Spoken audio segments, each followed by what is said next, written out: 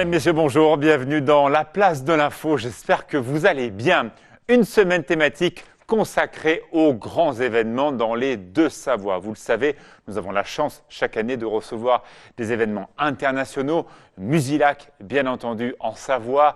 Par exemple, bien sûr, en Haute-Savoie, le passage du Tour de France va complètement capitaliser l'image du monde entier. Près de 300 journalistes seront là. Combien ça coûte tous ces différents événements? La puissance publique, commune, département, région, ont-ils encore les moyens de se payer ces événements? Ça sera la thématique de la semaine dans la place de l'info.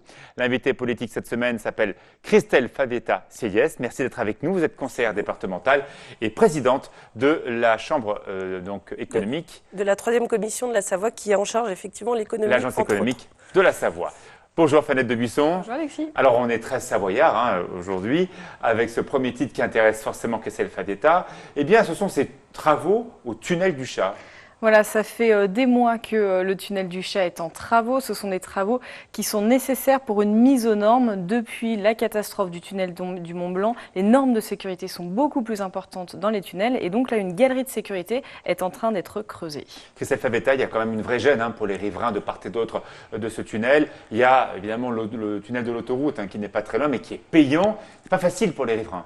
C'est pas facile pour les riverains. J'ai un certain nombre de collègues départementaux en charge des routes qui sont allés visiter la semaine dernière l'avancée de ce chantier. Avec Auguste Picolet et tous les autres. Auguste Picolet, et puis je pense aussi à Frédéric Brett qui est en charge de la 2e commission et donc des routes.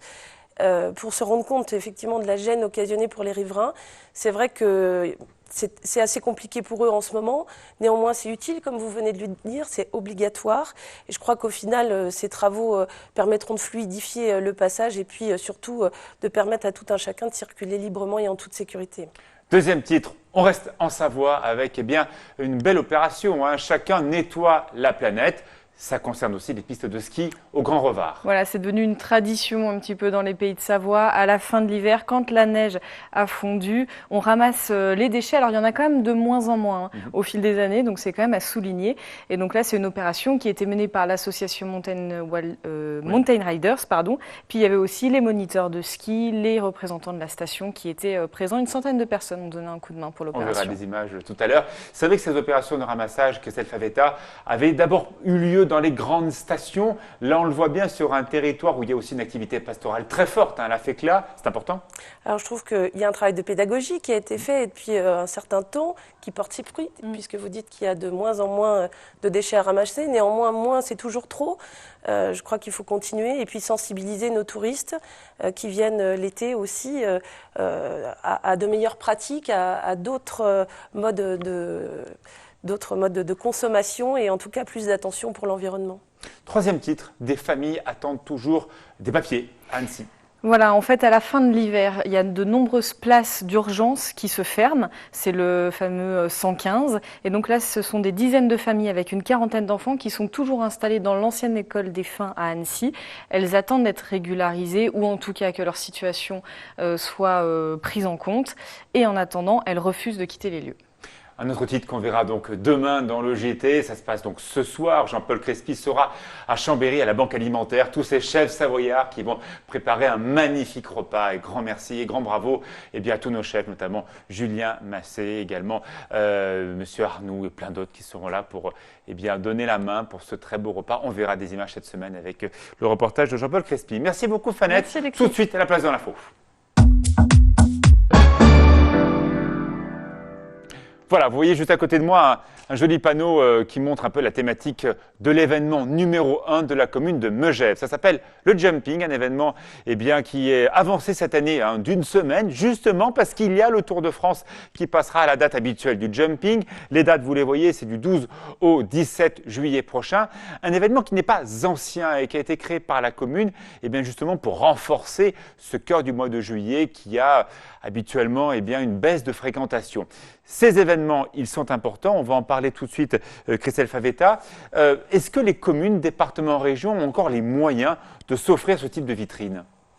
Alors de moins en moins, ce serait mentir que de dire que nous pouvons financer tous les beaux événements, et Dieu sait qu'on en a en Pays de Savoie. Néanmoins, des événements structurants comme celui que vous venez d'évoquer, on se doit d'être présent, et l'APS soutient via Savoie-Mont-Blanc Tourisme ce type d'événement, comme nous avons pu l'année dernière être partie prenante, et plus que partie prenante dans les championnats du monde d'aviron avec Belette.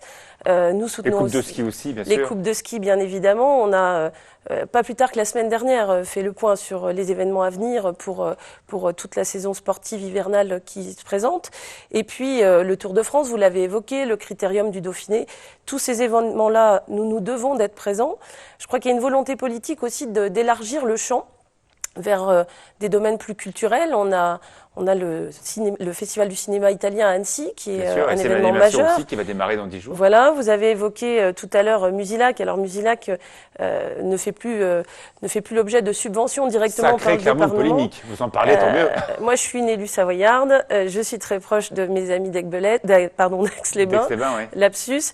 Néanmoins, Musilac peut être de nouveau dans les conversations. On en reparle. Il y a aussi un événement à Chambéry qui commence à faire parler de lui, le Pharaonique, au bout de 2 ans, qui sera l'année prochaine sur 2 jours. On a beaucoup parlé. Voilà des événements culturels sur lesquels nous serions susceptibles d'être un peu plus bienveillants que alors, c'est pas évident, hein. Forcément, quand on voit tous ces événements, il y a des piles de dossiers, tout le monde demande un petit peu d'aide.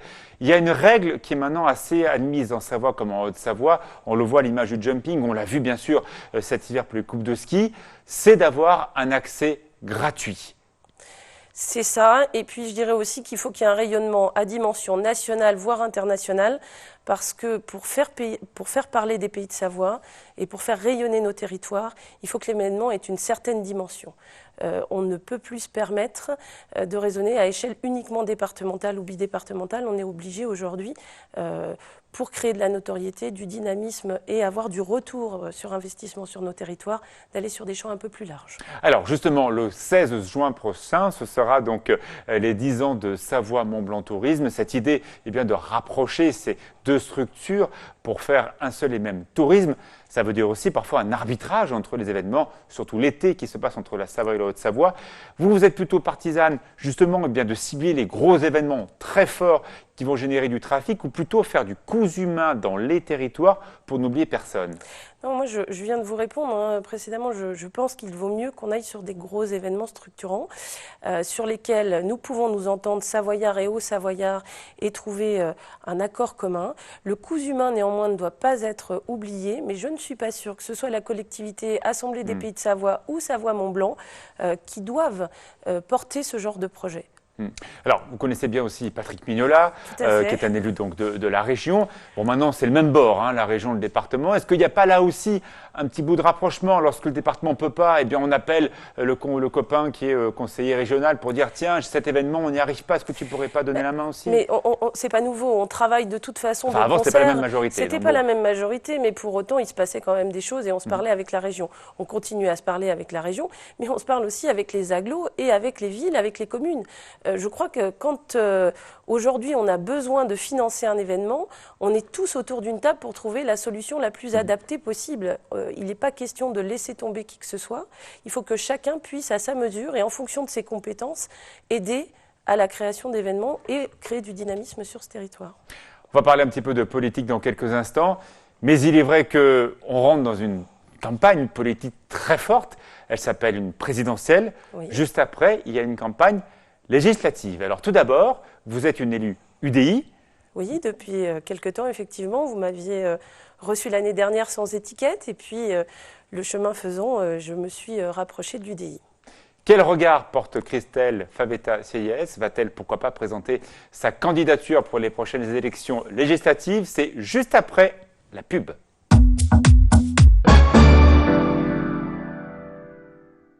Nous parlons des grands événements. Toute la semaine sur 8 Mont-Blanc, nous recevrons de très beaux événements comme le jumping de Megève. Également, nous irons en Haute-Savoie, de l'autre côté de la barrière des Aravis, pour parler de ce festival formidable, le Bonheur des Mômes. Nous parlerons également de musique à Talloires. Voilà un petit peu du programme de cette semaine que nous allons découvrir ensemble. Bonjour Thierry Paulme. Bonjour Alexis. Alors, eh bien voilà, il a fait un temps pourri comme prévu ce dimanche. Oui, pas tout à trompé. fait. Non. Oh, samedi soir un peu trompé quand même. Hein. Ah bah c'est toujours pas, voilà, on est toujours dans un temps instable, la stabilité c'est toujours difficile à prévoir. Je dis, si vous étiez du côté du bassin genevois samedi soir, entre 17 et 19 heures, il y a eu de l'orage. De l'orage. Bon, Christelle, elle a plus de voix. Hein. Moi, j'ai plus de voix, c'est grâce à votre météo. Hein. Voilà. Chaud, Froid. Ben oui, Eh oui. c'est vrai, on ne sait plus comment s'habiller. Donc vous avez trop crié ce week-end. J'ai Vous avez pas fait la beaucoup, fête. non, j'ai pas beaucoup fait la fête, mais chaud, froid. Il faisait très chaud vendredi soir, il faisait un petit peu orageux, il est très lourd samedi, dimanche un fourra d'enfer. Je vous remercie, on est lundi, ma semaine. Bon, est-ce que ça va continuer Alors, le chaud-froid? Alors le chaud-froid, non, pas forcément. Bon là c'était quand même limité par rapport à ce qu'on a eu la semaine d'avant. Oui, ah bah non, il y avait la neige la semaine dernière, alors bon. Il n'y a rien de comparable. Et oui, on va rester dans l'instabilité toute la semaine, malheureusement. Alors, ce n'est pas une instabilité très marquée. On va avoir droit à pas mal de nuages, certes, quelques averses par moment. Ça va durer comme ça toute la semaine. On ne va pas trop savoir s'il va faire beau, s'il va pleuvoir, si on va avoir une averse ou pas d'averse. Et ça devrait retourner à l'orage, malheureusement, à partir de vendredi, week-end compris. Donc, on devrait avoir... En général, On n'a pas un week-end de beau. voilà, on devrait avoir de belles éclaircies, un temps qui va devenir lourd dans l'après-midi, des orages en soirée, etc., etc. Bon, orage, au moins, ça veut dire qu'il fait chaud. Voilà, exactement, puisqu'on va retrouver des températures de 23, 25 degrés pour le week-end prochain. Donc ce sera agréable. Et puis, on n'est que lundi, ça peut encore évoluer, ça peut encore changer, on en reparlera plus tard. Mais en tout cas, pour ce début de semaine, on reste dans l'instabilité, un peu comme le temps de ce lundi après-midi. Il n'y a pas en vision un anticyclone un peu stable qui pourra arriver dans les prochains jours? Alors, on va dire que la semaine prochaine, on va encore prendre des risques, la semaine prochaine, si tout se passe bien, on devrait retrouver un temps nettement, mais nettement plus estival. C'est-à-dire plus chaud? Beaucoup plus chaud, on va frôler, voire dépasser les 30 degrés. Ah oui. Peut-être. Peut-être, très bien. Et peut-être demain soir, Thierry, à la même place, on fera un petit point sur la météo écoulée du mois de mai. On sera donc le dernier jour du mois. J'aimerais bien voir si on a quand même peut-être un petit déficit thermique de 0,5, 1 degré, non? On en parlera demain. On en parlera demain, on devrait terminer entre 18 et 19 degrés. Oui, donc finalement, c'est normal, mais ça nous paraît tellement frais. On est tellement habitué à des printemps tellement chauds qu'on n'a plus l'habitude. C'est clair. On verra ça demain, On ça fera un petit m'intéresse. point de vin, d'accord. On se fera des D'accord. petits modèles comme ça. Voilà, on a nos petits trucs avec Thierry Paulme, comme ça on s'amuse bien le soir. Tout de suite, un programme à ne pas manquer, documentaire consacré à l'écotourisme. Et après, on retrouve Christelle Favetta, on parle de politique. L'écotourisme, c'est des vacances en famille, c'est des VTT, c'est de la marche, c'est complètement différent. Et je crois que de plus en plus, de par cette, je le dis, cette vie trépidante, hein, cette société qui est pas si simple que ça, les gens ont besoin de se ressourcer, et se ressourcer, c'est l'écotourisme. On en est, nous, ici, persuadés. Quand je dis que c'est un véritable poumon pour le territoire et une carte de visite, je crois qu'on a véritablement bien défini ce que c'est que la Maison du Lac. Documentaire sur l'écotourisme, une façon de célébrer le tourisme aux 4 saisons, y compris dans les parcs naturels, comme celui des Bauges que vous connaissez bien, Christelle Favetta. Je vous regardais pendant ce reportage. Quand on vous voit, vous êtes une femme séduisante, vous êtes à l'aise, et vous avez un petit côté Bernadette Laclais, moi je trouve. Vous lui ressemblez un petit peu. Ah bon, bah écoutez, ah non, c'est peut-être pas la première fois qu'on me le dit finalement. Et on imaginerait bien, pourquoi pas, un plateau ici Je vous même, vois venir. l'une contre l'autre aux élections législatives, les deux brunes face à face. D'accord. Je vais peut-être me teindre en blonde alors, peut-être pour commencer. Écoutez, avant qu'on parle de législative, vous l'avez dit tout à l'heure, on a une présidentielle qui s'annonce effectivement. Et puis avant une présidentielle, on a un temps politique en ce moment, avec une primaire à droite. Ah, pour l'instant, la droite et le centre, c'est compliqué. Hein. Non, c'est pas compliqué. On peut en parler si vous voulez. C'est pas compliqué, c'est même plutôt assez clair. Et puis côté socialiste, on sait pas. On a un président candidat ou pas candidat et une envie visiblement de primaire, mais rien qui semble s'organiser pour l'instant. Un sondage ce matin a montré que l'écart entre Nicolas Sarkozy et Alain Juppé se resserre. On sait qu'Alain Juppé est très favorable à une primaire ouverte au centre. Nicolas Sarkozy a une position un petit peu différente. Il y a 11 candidats déclarés pour la primaire donc des Républicains, une 12e avec Ramayad. On sent Jean-Christophe Lagarde qui est un peu hésitant, est-ce qu'il veut y aller, et si oui, sinon dans quelles conditions. Mais évidemment, ce qui se négocie actuellement en coulisses, ce sont les législatives. Alors moi, j'ai vu le président Lagarde très récemment. J'ai plutôt trouvé qu'il était très à l'aise quant à la question des primaires, puisque nos militants UDI ont voté en congrès le 18 mars dernier qu'on ne participait pas aux primaires. Mais ne pas participer aux primaires, ça ne veut pas dire ne pas discuter avec les Républicains. Alors c'est vrai que dans les Savoies, la droite et le centre ont toujours su se retrouver. La fameuse UPS, Union pour la Savoie, voulue par Michel Barnier. On commence à avoir des discussions politiques en vision, en prévision de ces législatives. On sait que Laurent Wauquiez va jouer une position dominante dans le choix des investitures. Est-ce que ça vous intéresse déjà ? Qu'est-ce qui m'intéresse? Les Pourquoi pas législatives? imaginer une candidature? Est-ce que ça vous intéresse? Moi, pour l'instant, j'appartiens à un groupe qui s'appelle J'aime la Savoie, qui est ni plus ni moins que la suite de l'UPS. C'est un grand groupe majoritaire derrière Hervé Guémard, où nous avons des sensibilités de droite, du centre, l'UDI, mais aussi le MoDem, et la société civile. On a plein de sujets d'actualité. Effectivement, en parallèle se traitent d'autres questions. Je ne suis pas persuadée que ce soit ce qui anime les foules aujourd'hui. Je suis même persuadée du contraire. Et je crois que les citoyens qui vont aller voter demain sont bien loin des problématiques de savoir qui va être candidat aux législatives, etc. Oui, mais c'est un peu la problématique de cette séquence politique. On a voulu que le temps présidentiel et législatif se fasse à 2 mois d'intervalle. Il y aura un président qui sera élu au mois de mai prochain, juste après des députés. On n'aura même pas un mois pour faire la campagne. Mais ce qui est plutôt bien, parce que si... comme je le souhaite, on est nombreux à le souhaiter visiblement dans ce pays. Nous avons l'alternance l'année prochaine avec un retour à l'exécutif de la droite et du centre, parce que pour le coup, je pense sincèrement que la droite et le centre gagnent ensemble. Alors effectivement, le débat législatif, il est très court, enfin la campagne législative est très courte, mais c'est très bien d'avoir un nouvel exécutif et une nouvelle assemblée qui sont concordants et qui peuvent tout de suite travailler et tout de suite proposer de nouvelles choses. Alors pour finir, puisque vous m'avez interrogé, moi je suis chef d'entreprise, vous le savez, c'est mon premier métier. J'ai été en charge dans le monde économique. Je pense qu'il faut de la mixité sociale dans la vie publique. Nous avons une assemblée qui doit être représentative du peuple français. Donc dans cette perspective, je ne dis pas que je n'y pense pas. Très bien. Donc vous ouvrez la porte peut-être à une candidature. Face à vous, Bernadette Laclais, que l'on sait proche de Dominique Strauss-Kahn. C'est une gauche du centre. Je sais que vous appréciez toutes les deux. En tout cas, on se respecte. Je ne sais pas si on peut dire qu'on s'apprécie, parce que c'est pas qu'on n'est pas amis, mais on se connaît peu en définitive. Mais avec Bernadette Laclais, j'ai eu l'occasion, notamment quand j'étais en charge à la CGPME, de pouvoir aller la solliciter sur certains dossiers. Je pense qu'il y a du respect entre nous. Quand on se croise, c'est plutôt toujours courtois. Mais après, de là à aller sur le pothétique ou l'hypothétique plutôt duel entre deux brunes, comme vous l'avez dit, je vous réponds, je vais me teindre en blonde. Vous pensez bien que malheureusement, la politique en France, c'est aussi une question d'image. Les gens qui vont voter ne connaissent malheureusement pas souvent leur conseillère départementale ou leur député. C'est très souvent, tiens, celui-là, il ressemble à quoi, et celle-là, elle est comme ça. Et vous n'allez pas y couper, les femmes comme les hommes. Moi, je ne suis pas d'accord. Sur les élus de proximité, pour moi, la conseillère... Le maire, c'est différent. Le maire, je suis complètement d'accord, tout le monde le connaît. Le conseiller départemental, pardon, mais je vais parler modestement de mon expérience. Je suis élue à Chambéry, mon entreprise est à Chambéry.